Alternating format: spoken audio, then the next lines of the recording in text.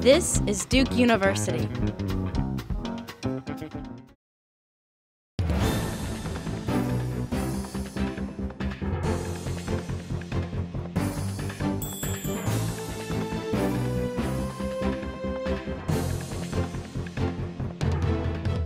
The research is about leadership prototypes and the expectations that we have about our leaders and what happens when those expectations aren't met.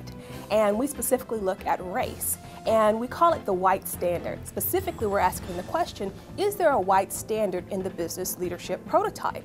And what happens to racial minorities when that white standard isn't necessarily met? Are there negative consequences that result in their evaluations? A leader prototype consists of central characteristics of a leader category.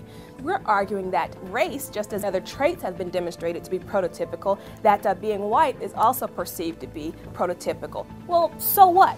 The so what is what happens to the evaluations of racial minorities when that leader prototype isn't met. People are evaluated more positively when they meet these prototypical expectations. Another prototype or another assumption that we make about leaders is that we expect our leaders to be successful and we expect them to be responsible for that success. We also have shown that there's a better match, if you will, with these prototypical characteristics of success when the leader is white. And even we find that when racial minorities are successful, they're simply not evaluated as effective as our white leaders, and they're also not evaluated as having as much leadership potential as our white leaders. How does this apply to the current presidential election?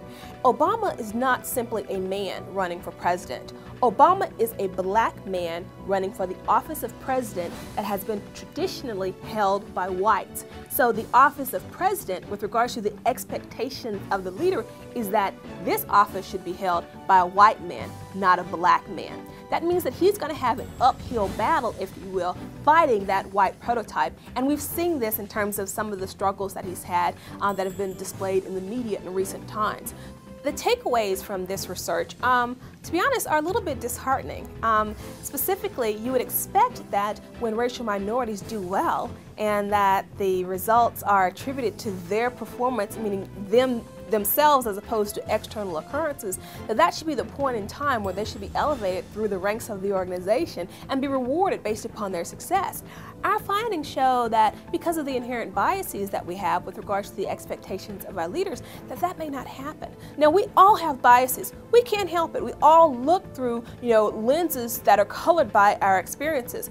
So is there something that we can do about our evaluative process that makes it more of a blind review, where you actually take race of the individual out of the evaluative process? I think that's one of the principal things that we have to do to make sure that people are really being judged on their merit, and that these racial biases that we have with regards to the expectations of our leaders isn't necessarily going to, if you will, have a negative influence on these racial minorities.